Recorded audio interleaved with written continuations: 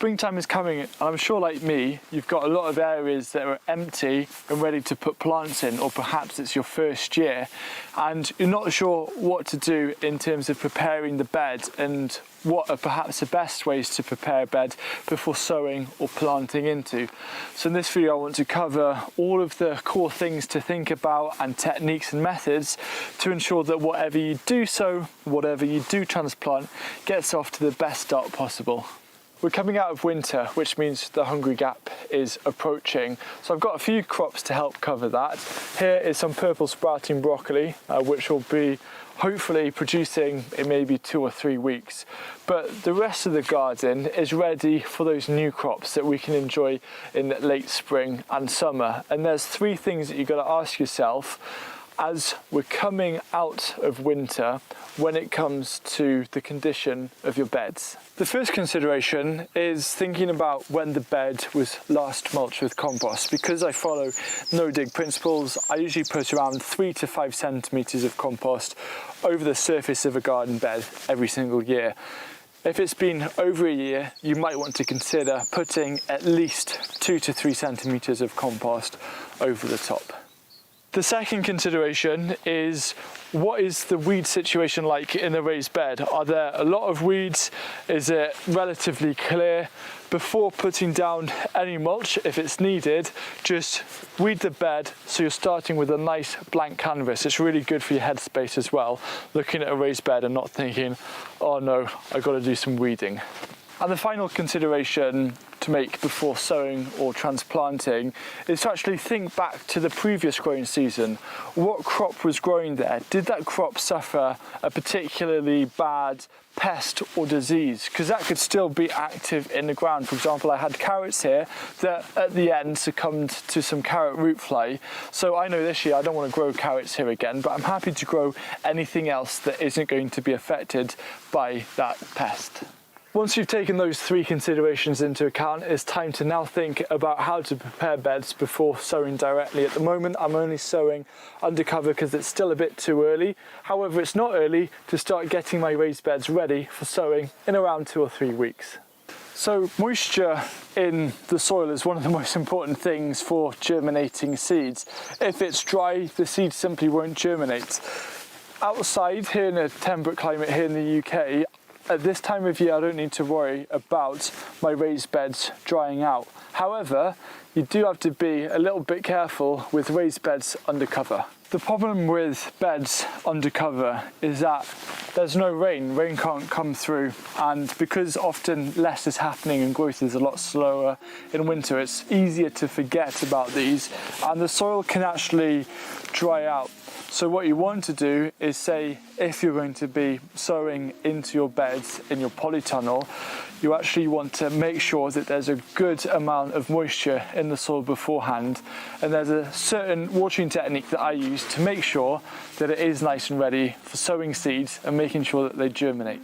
The best way to rehydrate a dry raised bed is to actually do it over a process of a day. What you'll find is that if you just put on a lot of water, it'll start pooling and running off rather than going down.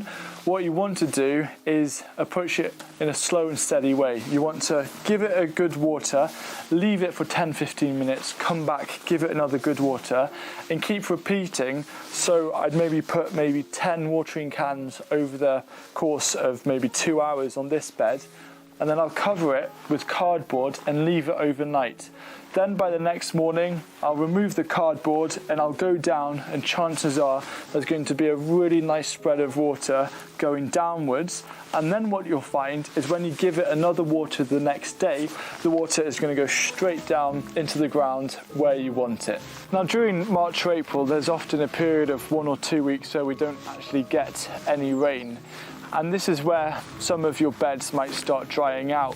What I'd simply ask is either you can water them and deal with it, or actually wait for some heavy rain and then sow into those beds afterwards, because a week's difference isn't going to make too much. Chances are when you have really dry weather, you're going to have clear nights, so it's going to be really cold in the night. So you might want to wait for that warmer air temperatures in the evening to come, which usually brings rain, to then do your first initial sowing of the season. When you're sowing directly into the ground, you want a nice kind of prepared surface, which makes it easy for you to create seed drills or trenches, which means everything's got to be the right layer, and you also don't want like stones and fibrous bits of compost in the way, because it just holds you back. So what I do is I like to create a tilth. When it comes to rakes, I use the back of the rake a lot more than the actual teeth of the rake, because I find it much easier to start creating a level surface. So what I do is I just push it all out, create a level surface, and then once I'm happy with that, I'll very loosely along the top skim with the teeth, and what that does is it captures all of the bigger bits that I can just skim over into a corner and then place that onto the compost. So then I'm left with this beautiful light, fluffy, friable growing medium, which I can then start creating some seed drills ready to sow seeds in. It just makes life a lot easier. If you've just mulched a bed with compost, you don't really need to make a tilth. You just need to make sure that it's fairly flat and even, just so when it comes to seed sowing depth, it remains fairly constant. This bed here, I've actually mulched with Rocket Grow. It's a compost brand that I'm an ambassador of this year, and I'm going to be putting it through its paces to see how it does. So it's going to be really interesting to see how this bed, where I'm going to be transplanting and direct sowing using Rocket Grow compost, is going to perform. And I've got a bed in the polytunnel as well, and you'll see how this kind of performs during every single garden tour that I'm going to do this year. So this is some chives that I brought last year, and I forgot to put them out, and you can see the amazing root structure, and it's definitely a bit root bound, but that's okay. But transplanting, I find, is a lot easier and simpler when it comes to bed preparation compared to sowing. You don't need to create a tilth because you're not having to create nice rows. All you're doing is placing plants directly into the ground. If you're planting something in singular holes, for example, this garlic is around 5 centimeters, 2 inches deep, you don't actually need to bother creating a tilth anyway. All I did to prepare this bed was put over a light surface mulch of compost, and then I went in and planted the garlic in their individual holes. It's as easy as that. When you're transplanting a seedling into a bed, you've got all of this compost which is holding on to water, and then you water it in after transplanting. And what you can actually do is, if the bed is fairly dry, you can get away with not having to water the whole bed. Just water around where the seedlings are, and then all you need to do is wait for some heavy rainfall to do the rest. You can always mulch them if you want with a little bit of extra compost, but it's really rather simple in terms of transplanting and bed preparation. As long as it's got some compost on that I've put in within the last 6 to 8 months, I am more than happy planting straight into it and not worrying about anything else. If you happen to suffer from slug damage, there's a technique that you can start implementing today, weeks before sowing or transplanting, and it's great if you know that you're going to be transplanting something that is very prone to slug damage like lettuce here in a week's time. Use this method. All you need is some kind of big board like this. You place it on the ground like that, and what you'll find is if you come every morning and turn it over, chances are you're going to find slugs hiding underneath it. It's a perfect habitat for slugs.